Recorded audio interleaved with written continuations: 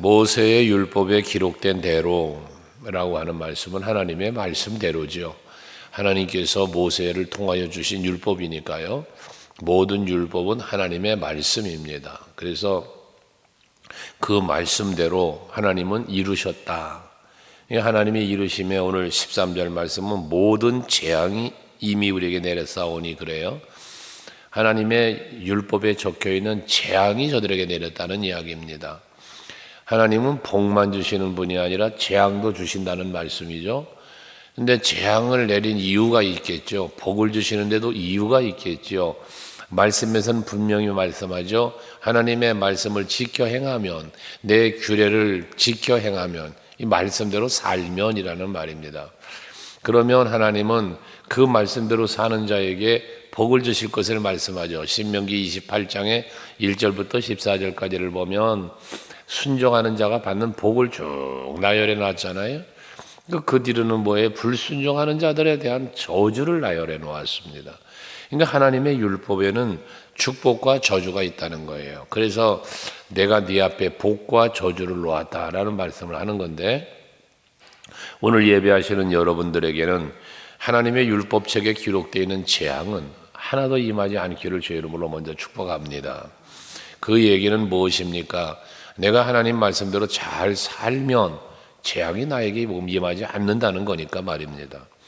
그러면서 재앙이 내렸는데 우리는 우리의 죄악을 떠나고 주의 진리를 깨달아 우리 하나님 여호와의 얼굴을 기쁘게 하지 아니하였나이다. 그러니까 재앙이 임한 이유는 하나님을 기쁘게 하지 않았다는 거예요.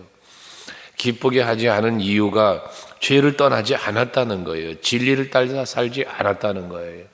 그래서 하나님을 기쁘시게 해드리지 못했고 그 결과는 삶의 현장에 재앙이 임했다는 것이거든요. 그럼 뒤집어 말하면 하나님의 기쁨이 되면 재앙이 아니라 은혜와 복이 임한다는 것 아니겠어요? 그 하나님이 기뻐하시는 게 뭐라는 거예요? 죄를 떠나는 거예요. 죄를 떠나면 하나님은 그걸 기뻐하시는 거예요. 죄를 떠나는 게 뭡니까? 회개예요. 그래서 회개하고 돌아오면 하나님은 그렇게 기뻐하시는 거예요. 예수께서 누가복음에서 그 돌아온 탕자의 비유를 말씀하시잖아요. 토랑망탕한 탕자가 돌아오니까 아버지가 얼마나 마음이 기뻐서 그 상거가 뭔데도 달려가 입을 맞추며 끌어안고 그 반갑게 맞이해 주시는 아버지의 모습을 비유로 말씀하시면서 하나님께서도 우리가 회개하고 돌아오면 그렇게 기쁨으로 맞이해 주신다는 것을 말씀하고 있지 않습니까? 오죽하면 너희의 죄가 주홍같이 붉을지라도 회개하고 돌아오면 양털처럼 시게 해주신다는 거예요. 이거는 회개는 하나님의 큰 기쁨이라는 것입니다. 또 하나는 그 진리를 깨닫고 행하지 않는 것이 하나님을 기쁘게 하드리지 않은 거라면 이제 오늘 우리는 하나님을 말씀을 깨닫고 그 진리 안에서 살아가는 우리가 되면 하나님은 기뻐하신다는 거죠. 여러분들이 말씀을 순종하며 살아야 할 이유, 말씀을 우리가 늘 묵상해야 하는 이유가 바로 거기에 있는 겁니다. 말씀을 통하여 하나님의 뜻을 깨닫고 그 말씀대로 진리대로 살아가야 하는 것을 말입니다. 그게 하나님의 기쁨이라는 거예요. 이렇게 하나님은 그래서 14절에 그러므로 라고 말씀하죠. 그러므로 하나님을 기쁘시게 해드리지 못하였기 때문에 그러므로 여호와께서 이 재앙을 간직해 두셨다가 우리에게 내렸사오니 그래요. 재앙을 간직해 두었다 내렸다. 이 재앙이 뭐가 그렇게 귀한 것을 하고 잘 간직하겠습니까? 그런 의미가 아니라 하나님께서는 우리가 죄를 범할 때에 즉시 재앙을 내리는 게 아니고 재앙을 내리는 걸 참고 참으시다가 우리가 회개하고 돌아오기를 기다리시다가 돌아오지 않으니까 진리대로 살지 않으니까 하나님이 재앙을 내렸다는 말씀이에요. 예레미야서를 묵상할 때도 보았지만 하나님은 뭐에 계속 선지자를 통하여 선지자를 보내셔서 말씀하시잖아요. 돌아와라, 회개하라. 계속 말씀하셨잖아요. 즉시 재앙을 내리지 않고 기다리시면서 권고하시는 거예요. 계속해서. 그러다가 재앙을 내리셨다는 이야기를 재앙을 간직해 두셨다가 우리에게 내렸다라는 말씀을 하는 겁니다. 그러면서 또 동일한 말씀, 우리 하나님께 여호와께서 행하시는 모든 일이 공의로우시나 우리가 그 목소리를 듣지 아니했다. 공의로우시나 우리가 행치 않았다. 그러니까 공의로우신 하나님이니까 행하면, 공의로우신 하나님이니까 진리대로 살면 거기에 은혜를 주신다는 거예요. 근데 하나님의 공의가 말씀대로 살지 않으니까 재앙을 내릴 수밖에 없는 거 아니겠어요? 여러분, 다시 말하지만 하나님의 말씀을 잘 깨닫고 회개하고 돌이키며 하나님의 기쁨이 되는 삶을 사셔서 그 하나님의 공의로우심과 사랑으로 우리에게 부어주시는 은혜, 간직했던 재앙이 쏟아지는 게 아니라 간직했던 은혜가, 간직했던 축복이 여러분에게 임할 수 있기를 축복합니다. 그러면서 그 16절에 보면 이제 15절은 강한 손으로 애굽에서 출애굽을 시켰던 은혜를 또 말하는 거고요. 그러면서 16절에 주여 구하옵나니 주의 공의를 따라 주의 분노를 주의 성 예루살렘 주의 거룩한 산에서 떠나게 하옵소서. 이 얼마나 이 다니엘의 기도가 중심이 된 기도인가 하면, 자, 하나님의 공의는 선을 행하고 주의 뜻을 따라 산 사람에게는 복을, 선을 행치 않고 악을 행하고 하나님의 뜻을 떠나 산 사람에게는 재앙을 주시는데, 그런데 다니엘의 지금 기도는 뭐예요? 주의 그 공의로우심을 따라서 지금 예루살렘과 이 거룩한 산 예루살렘 시온산이죠. 이 산을 하나님께서 이제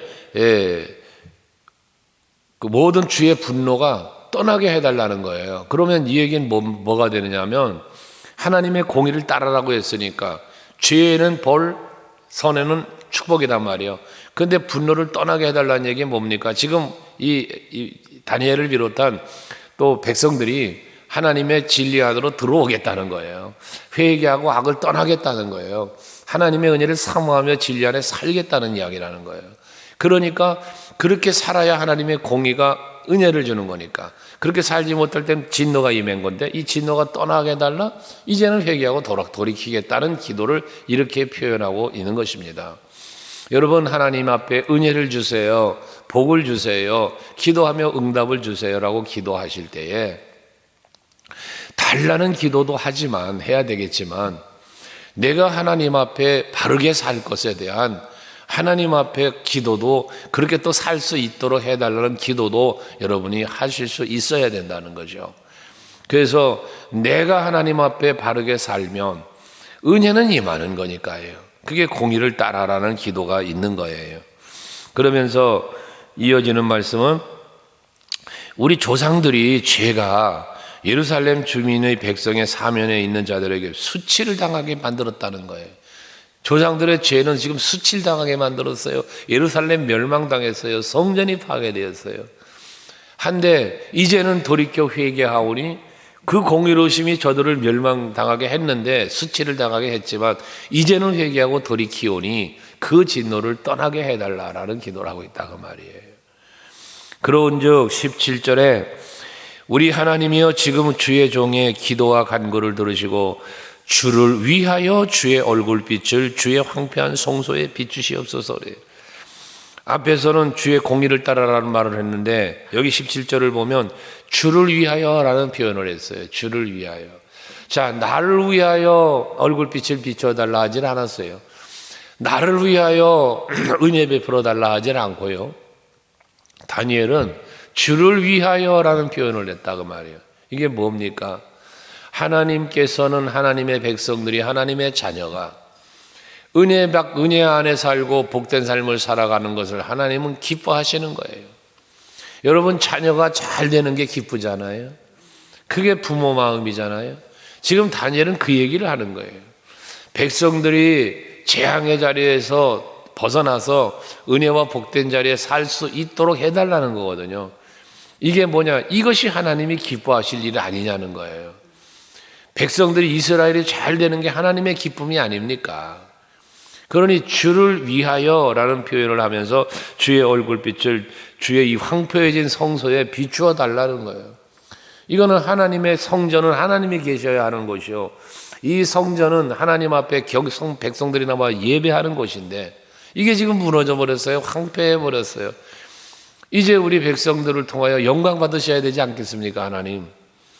그러니 이 성전에 그 얼굴의 빛을 비춰주시고, 이 얼굴빛이라는 것은 은혜 베푸시는 걸 말하는 거잖아요.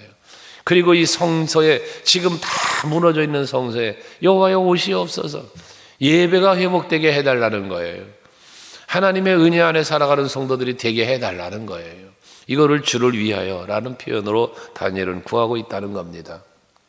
사도 바울은 고린도 교회에 편지하면서 너희가 먹든지 마시든지 무엇을 하든지 다 하나님 영광을 위해서 해라. 우리가 살아가는 삶의 목적이에요, 목적. 우리는 목표는 정하는데 목적 없는 목표가 많아요. 단순히 세상에 육체적으로 매여 있는 목표만 설정하고 그 목표를 위하여 몸이 부서져라 일을 해요. 그런데 목적이 무엇인가를 살펴보면 공동묘지를 향해 달려가고 있는 거예요. 뭔가 세상적으로 이루는 것 같지만 때가 되면 그거 다 내려놓고 가야 되는데, 아무것도 아닌 솔로몬이 많은 것을 누렸지만 그의 인생의 마지막에 고백이 뭡니까? 헛되고 헛되니 모든 것이 헛되고 헛되다는 거예요. 우리는 지금 그것을 향하여 가고 있지 않느냐는 것을 살펴보아야 돼요. 하나님의 은혜가 없이는 우리는 살 수 없음을 기억하고 그 은혜를 향하여 나아가야 되고요. 영원한 하나님의 나라를 예배하신 그 처소를 향하여 우리는 준비하며 살아가는 여러분이 되셔야 돼요. 그러면요, 스데반 집사님이 하늘을 우러러 하늘문이 열리고 부자 우편에 서 계시는 예수를 바라보았을 때 저들의 죄를 용서해 달라고 넉넉한 마음으로 기도할 수 있었던 그 마음이 우리에게도 생겨지게 되고, 예수께서 십자가에 달려 죽으시면서도 저들이 하는 죄를 짓을 알지 못합니다. 용서해 달라고 기도할 수 있는 이런 아름다운 마음도 있어지는 거예요. 하늘의 권세를 가지셨고 땅의 모든 권세를 가지신 분이 자기를 괴롭히고 자기를 지금 핍박하며 못 박아 죽이려고 하는 저들을 멸할 수 있는 권세가 있으심에도 그거 하면 하나님의 뜻이 이루어질 수 없기에 친히 십자가를 감당하고 죽으셨던 그 예수님의 아름다운 순종과 그 마음, 우리에게도 이 마음이 있어야 할 줄로 믿습니다. 그러려면 여호와의 그 얼굴빛이 이 은혜의 빛인데요, 평강의 빛인데요, 이것이 여러분이 건물인 우리 서강교회 건물 성전에 비춰지는 것뿐만 아니라 여러분들의 심령에도 비춰주시기를 축원하는 거예요. 그것이 그것이 하나님께 영광이니까, 그것이 하나님의 기쁨이니까.